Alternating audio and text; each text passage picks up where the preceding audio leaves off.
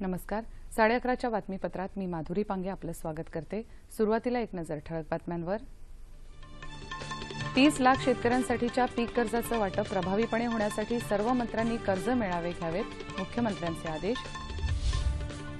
जम्मू काश्मीरमधली सद्यस्थिती आणि सुकमा जिल्ह्यात नक्षलवाद्यांनी केलेल्या हल्ल्याबाबत पंतप्रधान आणि गृहमंत्र्यांमध्ये चर्चा. पंतप्रधानांच्या हस्ते आज नवी दिल्लीत बसवेश्वर सोहळ्याचं उद्घाटन. आयआयटीत विद्यार्थिनींचा सहभाग 20% वाढवणार, संशोधनासाठी दरमहा 75,000 रुपयांच्या शिष्यवृत्तीची शिफारस. आणि मलेशियात सुलतान अझलन शाह चषक हॉकी स्पर्धा आजपासून सुरू, भारताचा सलामीचा सामना ब्रिटनशी.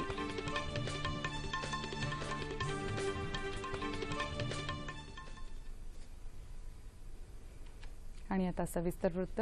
राज्यातल्या 30 लाख शेतकऱ्यांपर्यंत पीक कर्जाचं वाटप प्रभावीपणे होण्यासाठी सर्व मंत्र्यांनी राज्यातल्या सगळ्या जिल्ह्यात कर्ज मेळावे आयोजित करावेत, तसंच जिल्हाधिकाऱ्यांनी या मेळाव्याचं नीट नियोजन करावं असे आदेश मुख्यमंत्री देवेंद्र फडणवीस यांनी दिलेत. राज्यातल्या खरीप पिकांचा आढावा घेण्यासाठी मुंबईत खरीप हंगामपूर्व राज्यस्तरीय बैठक झाली, त्यावेळी ते बोलत होते.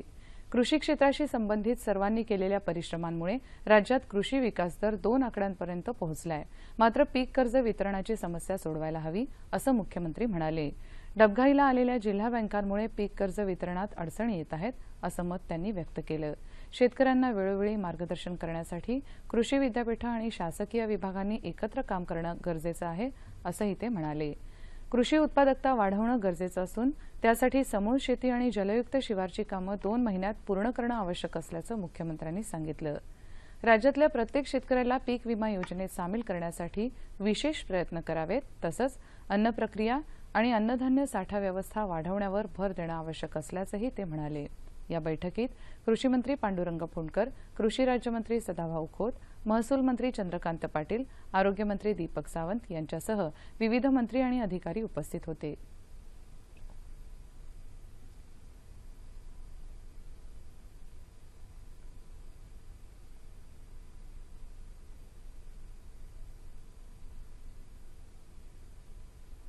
रायगड जिल्ह्यात रसायनी पाताळगंगा इथं जपानच्या कोकुया कॅमलिन या नव्या उत्पादन केंद्राचं उद्घाटन मुख्यमंत्री देवेंद्र फडणवीस यांच्या हस्ते झालं.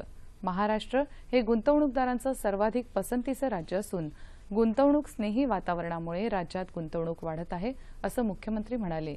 कोकुया कॅमलिन प्रकल्पामुळे रायगड जिल्ह्यात रोजगार उपलब्ध होतील अशी आशा त्यांनी व्यक्त केली. दिलीप दांडेकर या मराठी माणसानं जापानी कंपनीसोबत कोकुया कॅमलिन ही संयुक्त कंपनी स्थापन केली आहे. आज हा उद्योग नावारूपाला आला आहे. भविष्यातही या कंपनीची प्रगती व्हावी अशा शुभेच्छा मुख्यमंत्र्यांनी दिल्या. यावेळी आमदार प्रशांत ठाकूर, मनोहर भोईर, जिल्हाधिकारी शीतल उगले, कॅमलिनचे अध्यक्ष दिलीप दांडेकर, उपाध्यक्ष श्रीराम दांडेकर आणि कंपनीचे अधिकारी उपस्थित होते. अन्यायग्रस्त आणि छळ होत असलेल्या महिलांनी कुठल्याही दबावाला बळी न पडता प्रथम आपलं म्हणणं, आपली तक्रार नोंदवावी. आपल्या तक्रारीवर पोलीस प्रशासन आणि संबंधित यंत्रणेकडून योग्य तो प्रतिसाद मिळत नसेल तर महिला आयोग संबंधितांकडे अशा तक्रारीचा पाठपुरावा करून अशा महिलांना न्याय मिळवून देण्यासाठी प्रयत्नशील राहील, अशी ग्वाही राज्य महिला आयोगाच्या अध्यक्ष डॉ. विजया रहाटकर यांनी दिली आहे. औरंगाबाद इथल्या सुभेदारी विश्रामगृह इथं राज्य महिला आयोगाच्या वतीनं राबवण्यात येत असलेल्या महिला आयोग तुमच्या दारी या उपक्रमांतर्गत तक्रारदार महिलांनी आपली गाऱ्हाणी डॉ. रहाटकर यांच्याकडे मांडली, त्यावेळी त्या बोलत होत्या. यावेळी एकूण 13 तक्रारी प्राप्त झाल्या. यात कौटुंबिक हिंसाचाराच्या 6, पोलीस विभागाकडून योग्य ती कार्यवाही होत नसल्याच्या 4 तर इतर 3 तक्रारींचा समावेश आहे. जम्मू काश्मीरमधल्या सद्यस्थितीचा आढावा घेण्यासाठी पंतप्रधान नरेंद्र मोदी आणि गृहमंत्री राजनाथ सिंग यांनी चर्चा केली. पाकिस्तान पुरस्कृत दहशतवाद्यांकडून सुरक्षा चौक्या, लष्करी तळ आणि जवानांवर हल्ले होत आहेत, तर फुटीरतावादी सुरक्षा रक्षकांवर दगडफेक करत आहेत. अशा घटनांमुळे काश्मीरमध्ये तणाव आहे. खोऱ्यात जनजीवन पूर्ववत होण्यासाठी सरकार प्रयत्नशील आहे. जम्मू काश्मीरमधल्या सुरक्षेचा आढावा घेऊन संभाव्य उपाययोजनांबाबत या बैठकीत चर्चा झाली. छत्तीसगडमधल्या सुकमा जिल्ह्यात नक्षलवाद्यांनी सीआरपीएफ जवानांवर केलेल्या हल्ल्याच्या चौकशीबाबतही या बैठकीत चर्चा झाली। काश्मीरच्या दगडफेकीच्या मुद्द्यावर सर्वोच्च न्यायालयात झालेल्या सुनावणीदरम्यान खोऱ्यातल्या फुटीरतावाद्यांशी सरकार कोणतीही चर्चा करणार नाही, असं महाधिवक्ता मुकुल रोहतगी यांनी स्पष्ट केलं। राजकीय स्तरावरच चर्चा शक्य आहे। हुर्रियत नेत्यांशी केंद्रानं चर्चा करावी अशी जम्मू बार असोसिएशनची मागणी होती। मात्र ज्यांना जनतेचा पाठिंबा आहे अशा राजकीय पक्षांशीच केंद्र सरकार चर्चा करेल असं स्पष्ट करण्यात आलं। याबाबतची पुढची सुनावणी 9 मे रोजी होणार आहे। सुनावणी दरम्यान सर्वोच्च न्यायालयानं दगडफेकीबाबत कठोर भूमिका घेतली। पॅलेटगनच्या वापराबाबत सर्वोच्च न्यायालय केंद्र सरकारला निर्देश देऊ शकेल, मात्र यापुढे काश्मीर खोऱ्यात दगडफेक होणार नाही याची जबाबदारी याचिकाकर्त्यांनी घ्यावी, असं न्यायालयानं सुनावलं आहे। पंतप्रधान नरेंद्र मोदी यांच्या हस्ते आज नवी दिल्लीत बसवेश्वर जयंतीनिमित्त आयोजित सोहळ्याचं उद्घाटन होत आहे। या निमित्तानं सुमारे 2500 वचनं असणाऱ्या वचन या ग्रंथाचं प्रकाशनही करण्यात येणार आहे। गुरु बसव किंवा बसवेश्वर 12व्या शतकातले समाजसुधारक आणि संत होते। त्यांनी हिंदू धर्मातल्या जातीव्यवस्था आणि कर्मकांडांचा विरोध केला। त्यांच्या वचनांच्या विविध भाषांमध्ये अनुवादाचं काम बसव समितीनं 10 वर्षांपूर्वी सुरू केलं होतं। सुमारे 175 लेखकांचं योगदान असलेल्या या ग्रंथाच्या योजनेला कर्नाटक सरकारनं 1 कोटी रुपयांचं अनुदान दिलं आहे।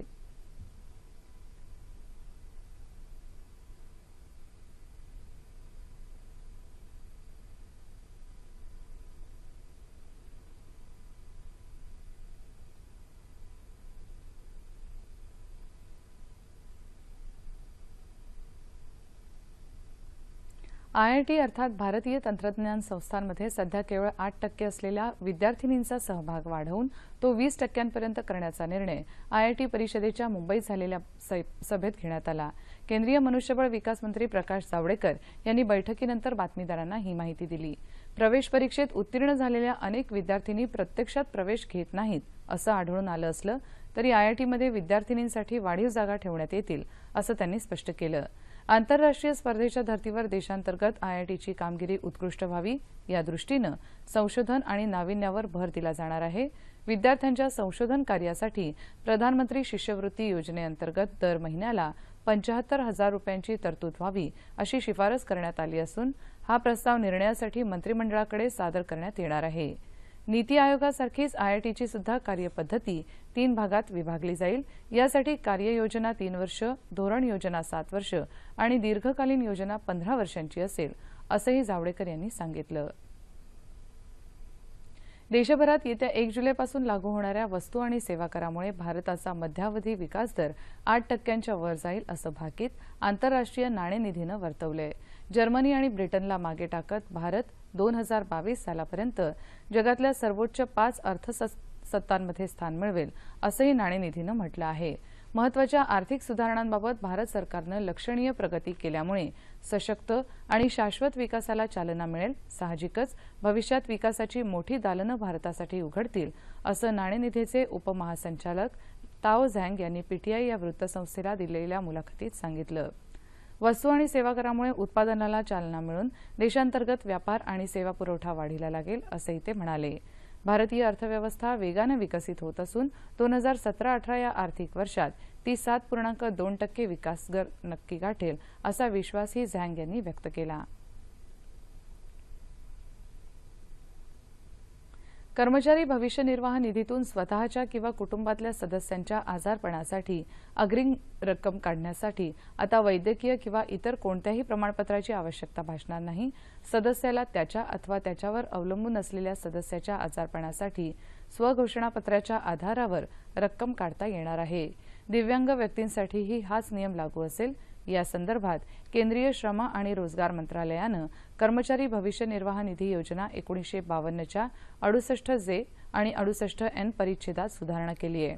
अधिकृत राजपत्रात ही सुधारणा प्रसिद्ध झाल्याच्या तारखेपासून हा निर्णय अंमलात येईल। स्वघोषणापत्राचा नमुना अग्रिम रक्कम काढण्यासाठीच्या अर्जात समाविष्ट करण्यात आला आहे।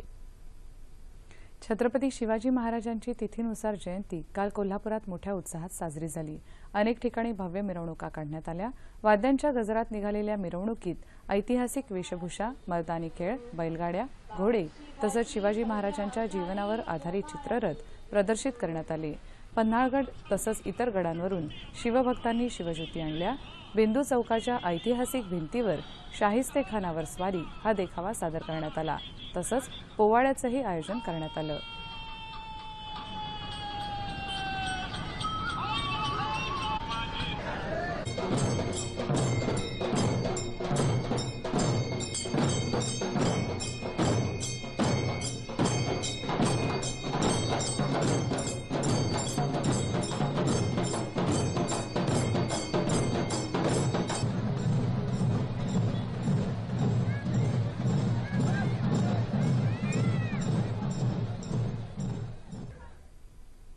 ईशान्य भारतातल्या 7ही राज्यांचा पूर्ण विकास साधण्याचं पंतप्रधान नरेंद्र मोदी यांचं स्वप्न पूर्ण करणार असा निर्धार रिपाई अध्यक्ष केंद्रीय राज्यमंत्री रामदास आठवले यांनी व्यक्त केला। ईशान्य भारतातल्या राज्यांचा विकास करण्यासाठी पंतप्रधानांनी सर्व केंद्रीय मंत्र्यांना दिलेल्या आदेशानुसार आठवले काल आसामच्या दौऱ्यावर होते। त्यावेळी त्यांनी आसामचे मुख्यमंत्री सर्बानंद सोनोवाल यांची भेट घेतली। तसंच गुवाहाटी इथं आसाम, नागालँड, मणिपूर, मिझोरम आणि मेघालय या राज्यांच्या सामाजिक कार्यकर्त्यांचं शिष्टमंडळ आठवलेंना भेटलं। त्यावेळी ते बोलत होते। विकासासाठी आवश्यक निधी उपलब्ध करून प्रलंबित योजनांचा आढावा घेऊन त्या पूर्ण करणार असं आश्वासन आठवले यांनी दिलं। आसाम दौऱ्यादरम्यान आठवले यांनी आसामचे राज्यपाल बनवारीलाल पुरोहित यांची भेट घेतली। यावेळी खुल्या श्रेणीतल्या आर्थिक मागासांच्या विकासाबाबत चर्चा करण्यात आली। ग्रंथ हेच गुरु हे वचन आपण फार पूर्वीपासून ऐकत आलोय। पुस्तकांची निर्मिती हा मानवी संस्कृतीच्या विकासातला फार महत्त्वाचा टप्पा आहे। पुस्तकांच्या वाचनानं झापडबंद आयुष्य संपतं आणि माणसाची दृष्टी अधिक विशाल होते। गावोगावी ग्रंथालय असतातच, पण एखाद्या गावालाच पुस्तकांचं गाव असं स्वरूप मिळालं तर? ही केवळ कविकल्पना नाही, तर आता खरोखरच सातारा जिल्ह्यातलं भिलार हे गाव पुस्तकांचं गाव म्हणून यापुढे ओळखलं जाणार आहे। राज्याचे सांस्कृतिक कार्यमंत्री विनोद तावडे यांनी काल मुंबईत एका पत्रकार परिषदेत ही घोषणा केली। राज्य सरकार साकारत असलेल्या या पहिल्याच पुस्तकांच्या गावाचं उद्घाटन येत्या 4 मेला मुख्यमंत्री देवेंद्र फडणवीस यांच्या हस्ते होणार आहे। या उपक्रमांतर्गत जवळपास 15,000 पुस्तकं वाचकांना उपलब्ध करून दिली जाणार आहेत। गावातल्या 25 ठिकाणांचं सुसज्ज आणि सुंदर ग्रंथालयांमध्ये रूपांतर करण्यात आलंय। त्यामुळे आता अनेक विषयांवरची भरपूर पुस्तकं वाचण्याची सोय लोकांना होणार आहे, असंही तावडे म्हणाले।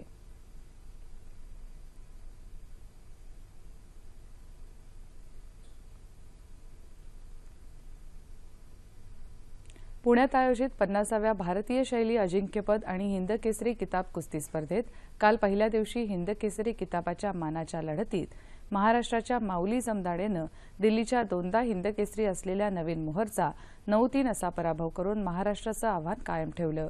रेल्वेच्या कृष्णानं अपेक्षेप्रमाणे विजयी सलामी दिली। महाराष्ट्राच्या सागर बिराजदारलाही पुढे चाल मिळाल्यानं हिंद केसरी गटातली यजमान संघाची घोडदौड सुरू झाली।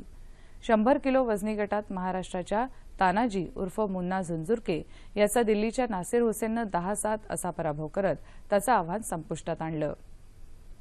श्रीमंत दगडूशेठ हलवाई सार्वजनिक गणपती ट्रस्ट आणि सुवर्णयुग तरुण मंडळाच्या वतीनं ही स्पर्धा आयोजित करण्यात आली आहे।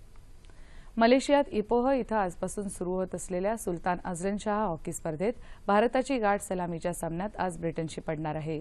गतविजेत्या बलाढ्य ऑस्ट्रेलियाला कडवी झुंज देत भारतानं गतवर्षी उपविजेतेपद पटकावलं होतं। 5 वेळा विजेता ठरलेला आणि जागतिक क्रमवारीत सध्या 6व्या क्रमांकावर असलेला भारतीय संघ आपला दुसरा सामना उद्या न्यूझीलंड विरुद्ध खेळेल। पुढच्या शनिवारी 6 मे रोजी अंतिम सामना होईल। तसंच 3ऱ्या-4थ्या क्रमांकासाठी कांस्य पदकाची लढत आणि 5व्या क्रमांकासाठीचीही लढत होईल। 6 देशांच्या या स्पर्धेत ऑस्ट्रेलिया, यजमान मलेशिया आणि जपान सहभागी असून त्यांच्यात आपापसात साखळी लढती होतील। गुणानुक्रमे पहिले 2 संघ अंतिम लढत खेळतील। चीनमध्ये वुहान इथं सुरू असलेल्या बॅडमिंटन आशिया अजिंक्यपद स्पर्धेत भारताची रिओ ऑलिम्पिक रौप्य पदक विजेती खेळाडू पी.व्ही. सिंधू उपांत्यपूर्व फेरीत पराभूत झाली। 4थ्या मानांकित सिंधूचा चीनच्या 8व्या मानांकन प्राप्त ही बिंगजियाओकडून अत्यंत चुरशीच्या लढतीत 21-15, 14-21, 22-24 असा पराभव झाला। ही लढत तब्बल 1 तास 20 मिनिटं चालली। सिंधूच्या पराभवाबरोबरच भारताचं स्पर्धेतलं आव्हान संपुष्टात आलंय।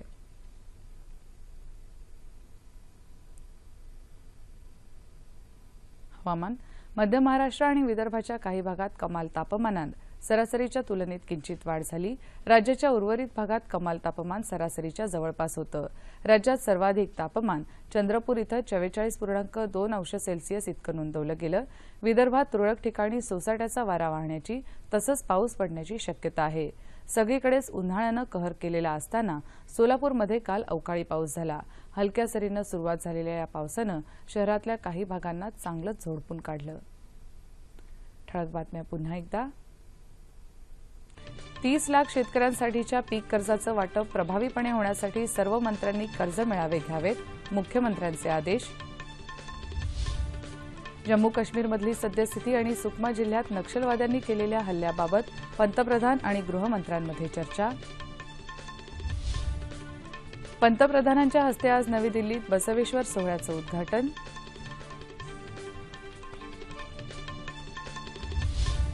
आयआयटीत विद्यार्थिनींचा सहभाग 20% वाढवणार, संशोधनासाठी दरमहा 75,000 रुपयांच्या शिष्यवृत्तीची शिफारस। आणि मलेशियात सुलतान अझलन शाह चषक हॉकी स्पर्धा आजपासून सुरू, भारताचा सलामीचा सामना ब्रिटनशी।